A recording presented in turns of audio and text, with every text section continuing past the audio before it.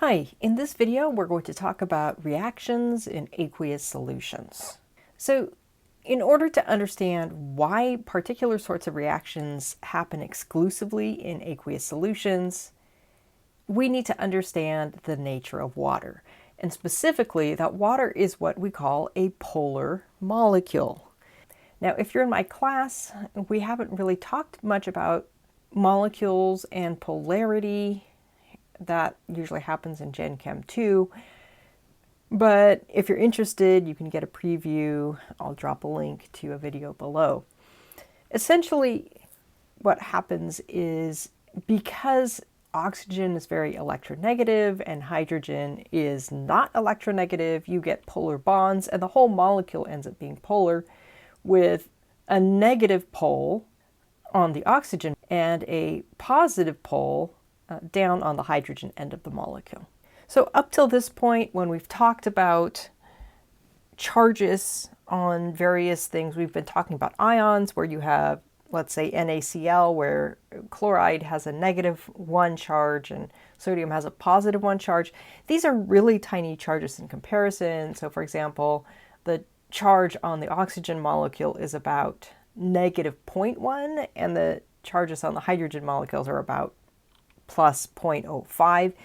So these are very small charges relative to the charges we've been talking to up till now, but it still is a polar molecule. So this is a picture of one single water molecule, but water molecules rarely occur singly. They usually occur with a whole bunch of other water molecules. And what ends up happening is that you have these forces, these electrostatic attractions called hydrogen bonds that hold water together, where basically you're going to have the positively charged hydrogens of water attracted to the negatively charged oxygens of water. And while it's not as strong as, let's say, an ionic bond or a covalent bond, it definitely is a reasonably strong force. And that's why we can get things like water gliders and stuff that float on top of water. It's what we call water tension. So what does this mean for aqueous solution? Well, aqueous solutions are really great for reactions that need charged particles to exist. So let's take a look at that. Basically, you have the small charges on water molecules helping to neutralize charges on ions. So in this case, we have a chloride ion in solution, and you can see what happens is the water molecules rotate so that the positively charged hydrogen end of the molecule is facing the negatively charged chloride ion. And so what happens if you throw an ionic compound in water and it starts to dissolve, what's going to happen is that the ionic compound will actually come apart with each of the ions undergoing a process that we call dissociation. So they're basically splitting apart from each other, and they're going to end up in solution. So in this case, the positively charged sodium ion now has negatively charged oxygens facing it, and the chloride ion again ends up with the positively charged hydrogen ions facing it. So dissociation is the process of something breaking into individual charged particles in aqueous solution. So oftentimes these are ionic compounds, but not always, as you will see later on. If you have a polyatomic ion, like let's say bicarbonate, that's going to stay as one unit. So the individual atoms within a polyatomic ion will stay together. They won't come apart in solution. So for example, if you have sodium chloride, as I said before, the sodium and the chloride will come apart. For every 1 mole of sodium chloride you have, you'll end up with 1 mole of sodium ions in solution and 1 mole of chloride ions in solution. And this works for other ions as well. If you have potassium bromide and you throw 1 mole of potassium bromide in solution, you'll end up with 1 mole of potassium ions in solution and 1 mole of bromide ions in solution. If you have 1 mole of sodium carbonate in solution, you're going to end up with 1 mole of carbonate ions, but you're going to end up with 2 moles of sodium ions because sodium carbonate is Na2CO3. One of the things about dissolving compounds in aqueous solutions is that we can get what we call electrolytes, which are basically solutes that enable a solution to conduct electricity. In order for electricity to be conducted, basically, somehow you're going to have to move electrical charges around. And so what you need is something that itself has a charge that will enable those electrical charges to move. So generally, when we're talking about electrolytes, we're talking about ionic compounds, but you also may be talking about acids or bases, although those tend to be much weaker electrolytes than ionic compounds. That means they don't conduct as much electricity.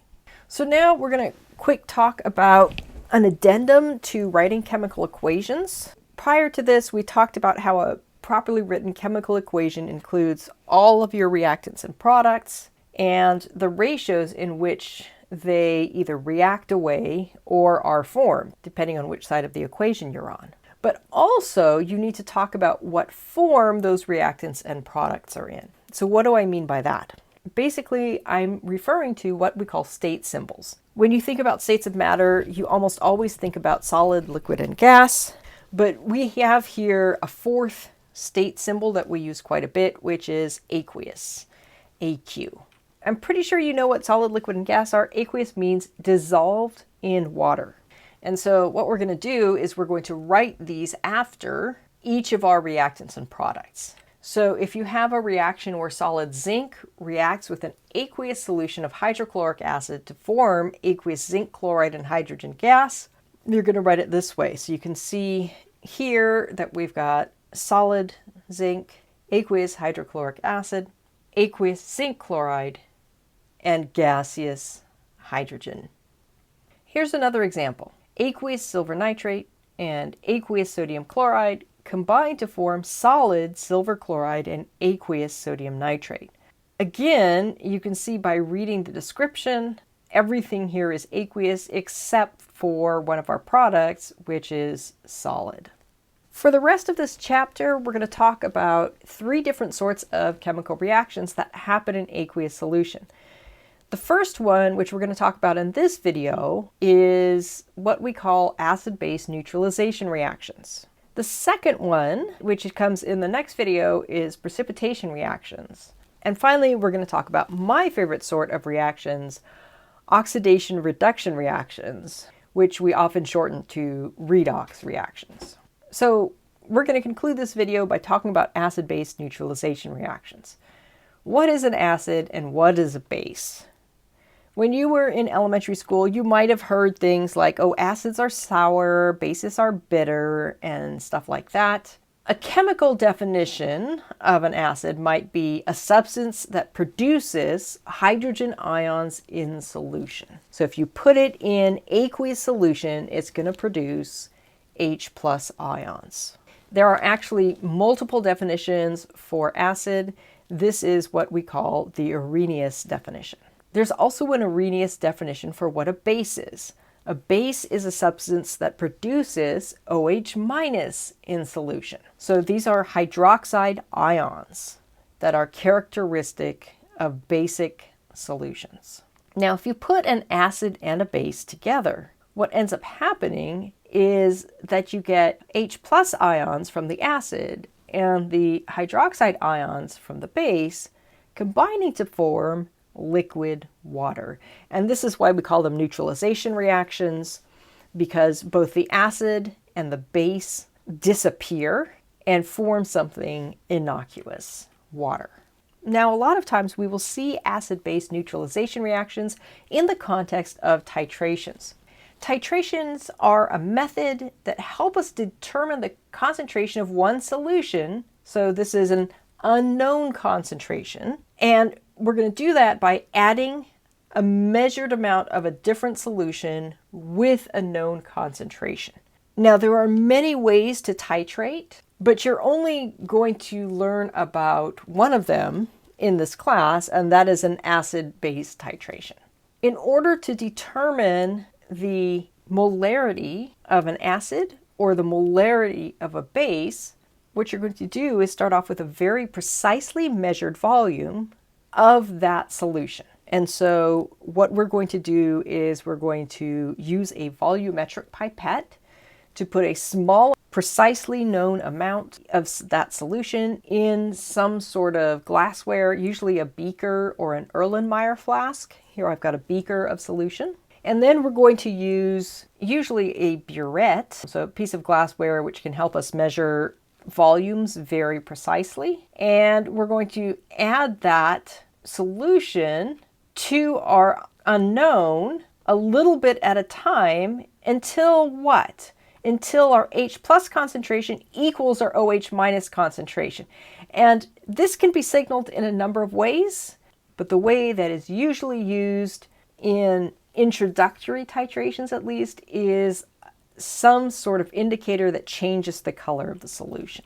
But just because you've reached that color change does not mean that you automatically know what the concentration of the solution is. What you have to do first is some stoichiometry. Here's an example.